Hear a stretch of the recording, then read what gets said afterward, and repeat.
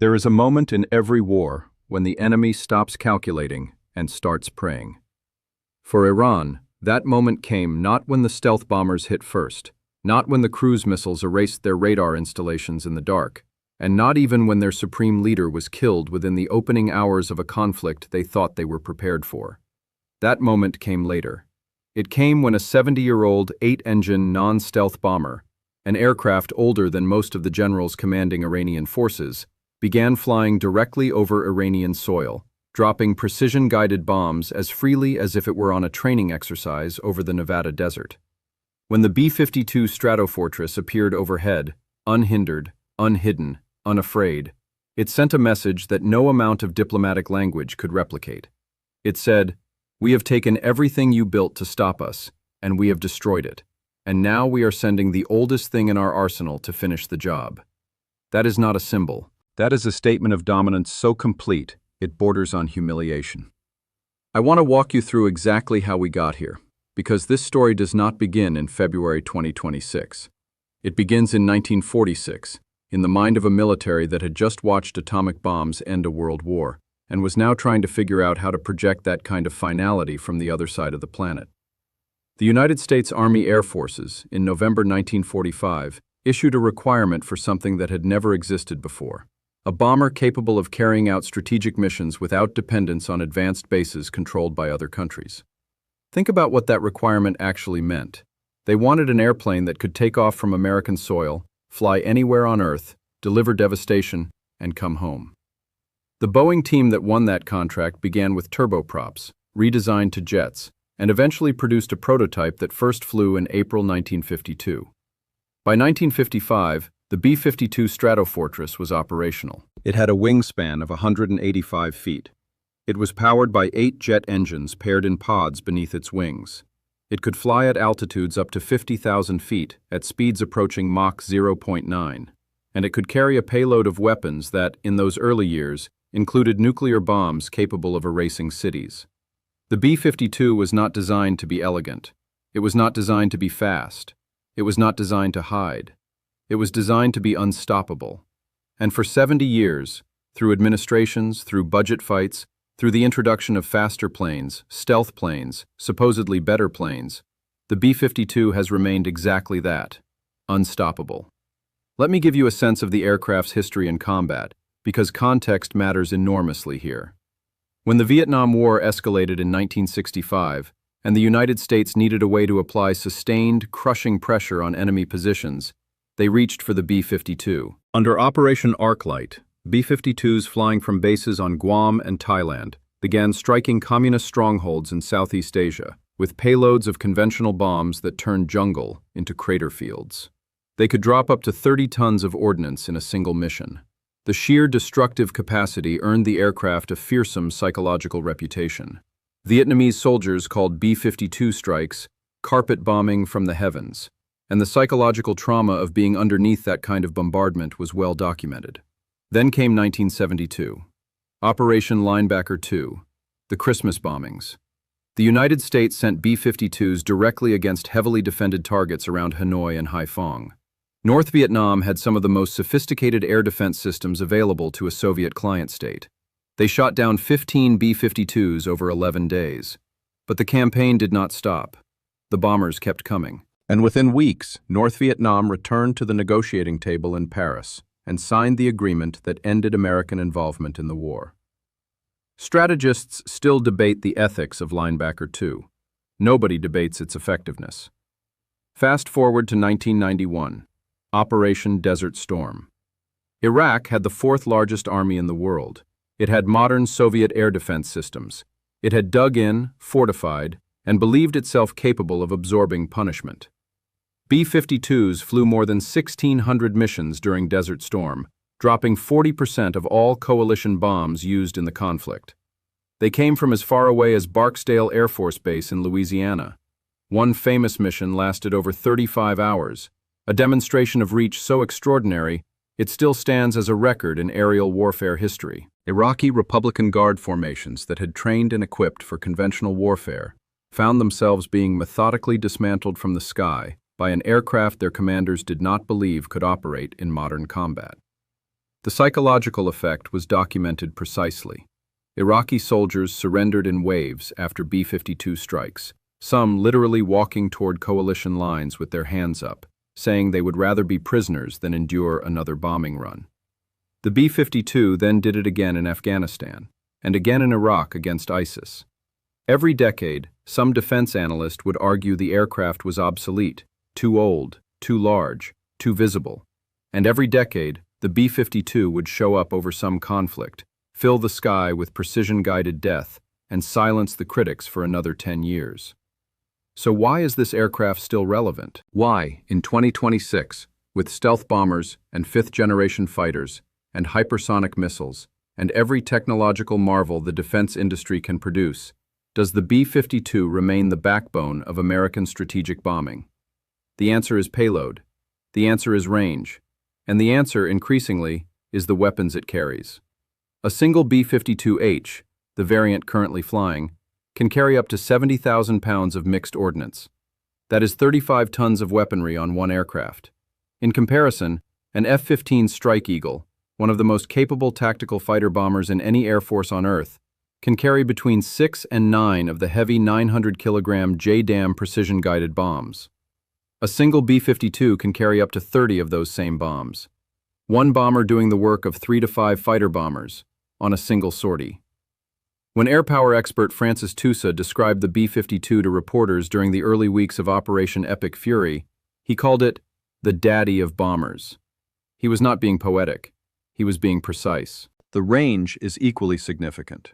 Without aerial refueling, a B-52H can fly nearly 9,000 miles. With tanker support, and the United States has the largest fleet of aerial refueling aircraft in the world, it can, quite literally, circumnavigate the globe. This is why the aircraft can operate from RAF Fairford in England and reach targets deep inside Iran. This is why it can launch from Diego Garcia in the Indian Ocean. This is why American strategic planners have kept the B-52 in service through 3 generations of supposedly superior replacements. Nothing else does what it does, at the scale it does it, at the cost it does it. And then there are the weapons. This is the part that most people underestimate about the modern B-52. People imagine a 1950s bomber dropping dumb iron bombs, and that image is 30 years out of date. The B-52H today is what defense analysts call a flying missile truck. It carries the AGM-158 JASSM, the Joint Air-to-Surface Standoff Missile, and its extended range variant, the JASSM-ER, which can be fired from over 1,000 kilometers away from its target. The missile itself is low observable, flies at low altitude using terrain-following navigation, and arrives at its target with precision measured in feet. A B-52 does not need to enter defended airspace to strike a target in the middle of that airspace. It can stand off, beyond the reach of any surface-to-air missile system Iran possesses, and rain guided munitions on targets 600 miles away. This is the technological reality that makes the B-52 so dangerous in a modern conflict. It has transformed from a platform that must enter the threat environment into a platform that holds the threat environment at risk from a safe distance. The aircraft you cannot see coming, the missile, does the dangerous work. The B-52 sits comfortably outside the kill zone and serves as a flying magazine, an airborne weapons rack with essentially unlimited loiter time and an ability to rapidly retarget as new information arrives. Now let me tell you about Iran's air defense system and why what happened in 2026 was not an accident. Iran spent decades building what military planners call an integrated air defense system, or IADS. It was layered, it was deep, and it was designed with one primary threat in mind: American air power. Tehran acquired Russian S-300 surface-to-air missile batteries. It developed its own system, the Bavar 373, which Iranian officials claimed could compete with the Russian S-400. It built radar networks, it trained operators, it invested in electronic warfare capabilities. Iran's military doctrine was explicitly built around the assumption that if America ever attacked, the IADS would impose costs severe enough to make the political price of continuation unacceptable. Make it expensive enough, the theory went, and the Americans will stop. That theory was tested on February 28, 2026, when Operation Epic Fury began at 1:15 in the morning. The opening hours of that campaign were designed by American and Israeli planners with one specific purpose: to break Iran's IADs before it could react. Tomahawk land attack missiles fired from surface ships and submarines in the Arabian Sea, the Gulf of Oman, and the Red Sea struck Iranian radar installations and command nodes in southern Iran. Simultaneously, within the same 15-minute window, B-52 Spirit stealth bombers that had flown 37-hour missions from Whiteman Air Force Base in Missouri struck Tehran's Air Defense Command infrastructure from directions Iran's radar operators could not detect. And at the same moment, JASSM-ER cruise missiles launched from B-52Hs operating in the Gulf of Oman hit the perimeter defenses around Iran's nuclear facilities. Iran's radar operators found themselves trying to manage multiple simultaneous attacks arriving from different directions, using different trajectories, some of which their systems literally could not see. It was not a fight. It was a systems overload, deliberately engineered to prevent any coherent defensive response. Within the first 72 hours, American forces struck over 1,700 targets. By the end of the first 10 days, that number had exceeded 5,000. This is where the sequencing becomes critical to understand, and where the B-52's role reveals the larger strategic logic at work. The B-52 was not in the first wave. Let me be very clear about that because it matters enormously. The opening strikes required stealth. The B-2 Spirit was used precisely because Iran's IADS was intact, and only an aircraft invisible to radar could penetrate and survive that environment.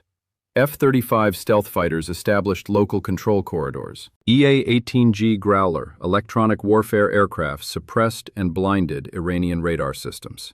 It was only after the IADS was significantly degraded, after the radar sites were burning, after the command nodes were silent, after the coordinated response capability of Iran's air defenses had been broken, that the B-1B Lancers entered the airspace with their massive payloads. And the B-52 came after that. The appearance of the B-52 over Iranian territory was not merely a tactical event. It was an announcement. A non-stealth bomber, large enough to see on radar from 200 miles away, flying directly over a country's territory, means one thing and one thing only.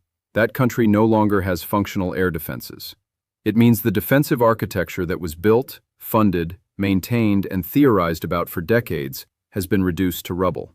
When the B-52 shows up without hiding, it is the military equivalent of walking through a door that has been blown off its hinges. On March 3, 2026, U.S. Central Command confirmed that what they were calling an armada of B-52s, nicknamed Stratosaurus in a moment of wry Air Force humor about the aircraft's age, had struck Iranian ballistic missile sites and command and control posts. CENTCOM Commander Admiral Brad Cooper stated that these bombers were hunting mobile ballistic missile launchers with what he described as nearly total impunity. That phrase deserves to sit for a moment. Nearly total impunity. An Air Force admiral describing B-52 combat operations over Iran in those words is not hyperbole. It is an assessment. Then came the next evolution, the one that signaled an even deeper level of air dominance. Because the B-52 had initially operated using standoff munitions, the JASSM-ER, fired from outside Iranian airspace. But by late March, aircraft spotters at RAF Fairford were photographing B-52s taking off loaded with JDAMs, Joint Direct Attack Munitions, gravity bombs. Precision-guided, yes, but gravity bombs nonetheless. These are not standoff weapons. These are weapons you drop when you are directly over your target.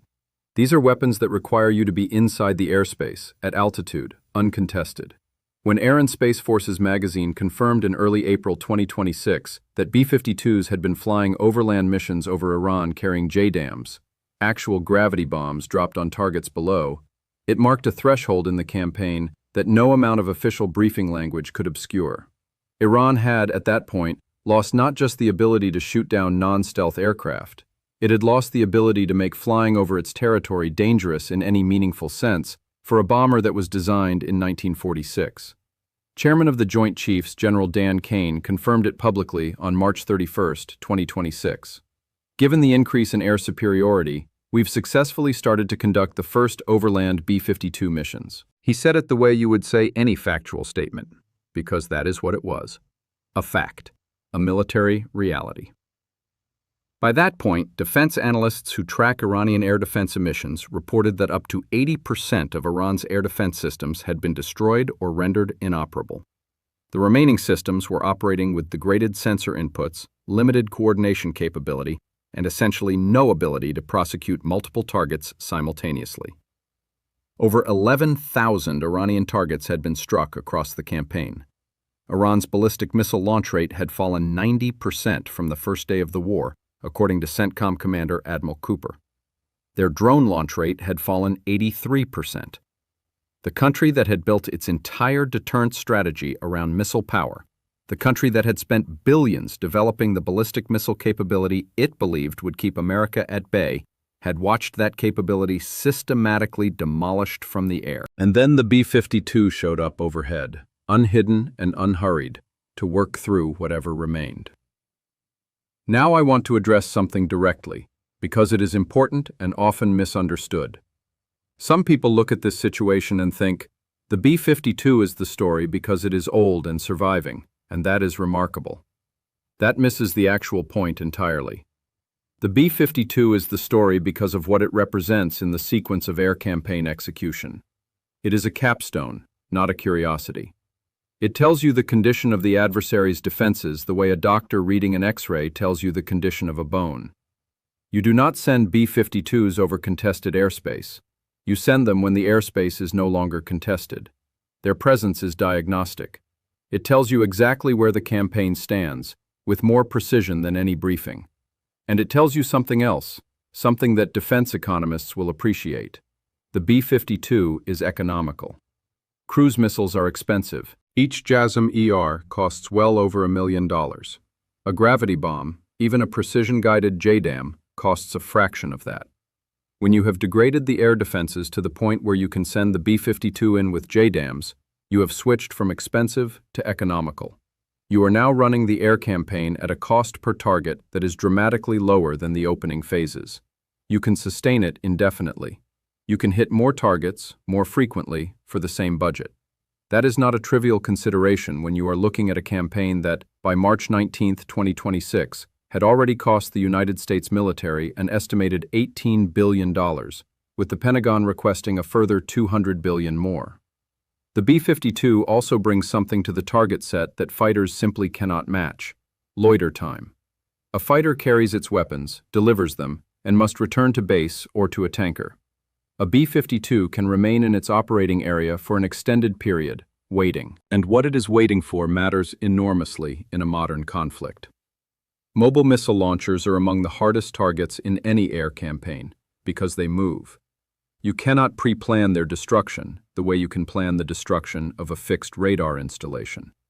You have to find them when they break cover, when they move from concealment to launch position, and you have to hit them in that window.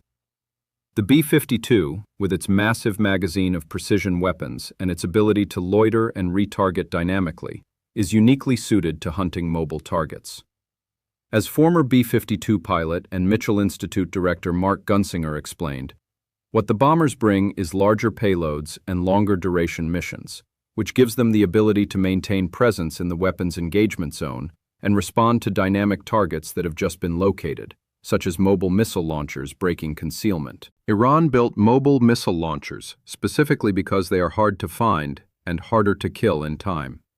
The B-52, hunting them from above with real-time intelligence feeds from RQ-4 Global Hawk surveillance drones and MQ-9 Reapers, changes that calculation in ways that even Iran's strategists did not fully account for. Let us also talk about RAF Fairford, because the logistics of this campaign reveal as much as the tactics. When Britain authorized American forces to use RAF Fairford in Gloucestershire as a forward bomber base, analysts described it as quadrupling American strike power against Iran.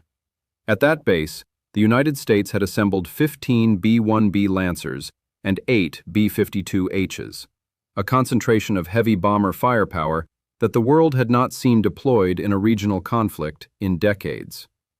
Fairford is not just a runway. It is described by the 501st Combat Support Wing as the preferred bomber forward operating location in Europe. Nearby RAF Welford houses a significant stockpile of conventional weapons. The infrastructure was in place. The bombs were stockpiled. All that was needed was the operational environment that would allow the bombers to be used at their full potential. By adding the B-52 to the strike package alongside B-1B Lancers, defense analyst Tim Ripley described to reporters what becomes possible. You can carpet bomb and saturate a bigger area, dropping 20 to 30 JDAMs in one strike and taking out all taxiways and facilities at an airbase or a big industrial complex in one pass. He noted the shorter flight times from Fairford compared to more distant bases would put less stress on airframes and give crews longer rests. Another sign, he argued, that America was embarking on an enduring campaign rather than a one-time strike. And then there is the psychological dimension, which I think historians will ultimately judge as one of the most significant aspects of this story. The B-52 has a reputation that exists entirely apart from its technical specifications. Iranian military commanders, intelligence officers, anyone who has studied American air power knows what the B-52 means. They have read the accounts from Vietnam, from Iraq, from Afghanistan. They know that when the buff arrives, it does not stop coming. It flew 35 straight hours from Louisiana to the Gulf, launched cruise missiles, and flew home. It flew from Guam to strike Vietnam and returned. It has been doing this for 70 years without pause. The B-52 does not represent a commitment to a single strike. It represents the machinery of sustained bombardment, day after day, sortie after sortie, until the objective is achieved or there is nothing left to strike. For Iran, watching that aircraft appear over their territory was not just a tactical defeat. It was a profound psychological statement about the condition of their military and the futility of the deterrence strategy they had spent decades building.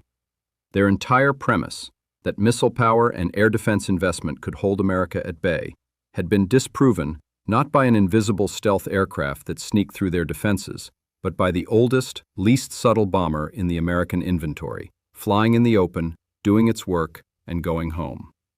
Let me put this in the most direct terms I can. When your enemy stops using the sophisticated, expensive, stealthy tools and starts using the old, reliable workhorse they built before your parents were born, and that workhorse operates over your territory with impunity, you have already lost the argument about deterrence. The B-52 flying over Iran is not a sign of American arrogance. It is a sign of American capability so overwhelming that arrogance is no longer even relevant. It is simply what happens when one side has spent 70 years refining the art of strategic bombing, and the other side built a defensive system that lasted 30 days against it. There is also a forward-looking dimension here that I think deserves attention, because this story does not end in 2026. The B-52 is being upgraded. The Air Force selected Rolls-Royce F-130 engines in a $2.6 billion deal to replace the aircraft's aging Pratt & Whitney TF-33 turbofans. New AESA radar systems are being integrated. The aircraft is being reconfigured to carry hypersonic weapons, including the future hypersonic attack cruise missile. These upgrades are expected to keep the B-52 in service until at least 2050. Meaning the aircraft will have served for nearly 100 years by the time it retires. One airplane, 1 century of frontline service. There is nothing else like that in military aviation history, anywhere in the world. The internal weapons bay has been upgraded to carry JASSM and JASSM-ER missiles internally, reducing drag and increasing fuel efficiency. The AN/ALQ-250 Eagle Passive Active Warning Survivability System replaces decades-old jamming equipment and gives the B-52 the ability to detect, classify, and counter modern radar threats. Electronic warfare, rather than stealth, is the B-52's survivability strategy, and in a degraded air defense environment like the one that existed over Iran by late March 2026, it is more than sufficient. What the Iran campaign demonstrated with brutal clarity is that the sequence matters more than any single weapon system. Stealth first, SEAD next, then the corridor opens, and then the B-52 arrives. That sequence, executed with the precision and coordination that only decades of doctrine development can produce, is what makes American air power uniquely effective. No other country on Earth has the tanker fleet to sustain those bombing operations across those distances. No other country has the intelligence architecture to identify and prosecute 11,000 targets in a matter of weeks. No other country has the logistics infrastructure that allows a base in England to serve as the forward staging point for a sustained bombing campaign against a country 3,000 miles to the east. The B-52 is the capstone of that system. It is the aircraft that shows up when everything else has worked. It is the reward at the end of a process that begins with the invisible B-2 and ends with the very visible, very loud, 8-engine announcement that the work is done, or that it will be done very soon. Iran feared American air power before February 2026, but what they feared was the precision strike, the sudden surgical missile in the night, the targeted killing, the covert operation. What they perhaps did not fear enough, what no amount of strategic planning seems to have adequately accounted for, was what comes after the precision phase ends. What comes when the IADS has been stripped away and the Americans settle in for sustained, methodical, relentless bombardment. What comes when the bombers don't stop. The B-52 is what comes. It has always been what comes. It came for Vietnam, it came for Iraq, it came for Afghanistan. And in 2026, with call signs like Witch's Brew and The Big Stick, with serial numbers on airframes that were manufactured before most of the world's current military officers were born, it came for Iran. And Iran, having spent decades and billions of dollars building a deterrent to prevent exactly this outcome, had nothing left to stop it with. That is the story of the B-52. That is why it is the only aircraft Iran actually fears right now. Not because it is the most advanced, not because it is the most stealthy, not because it represents some new technology that the Iranians cannot understand. They fear it because it represents something far simpler and far more terrible: persistence. The willingness and the capability to keep coming, day after day, with 35 tons of precision-guided weaponry until the mission is accomplished. 70 years in service, every major American conflict since Korea, and in 2026, over Iranian territory, it is doing it again. The buff is back. The buff never really left.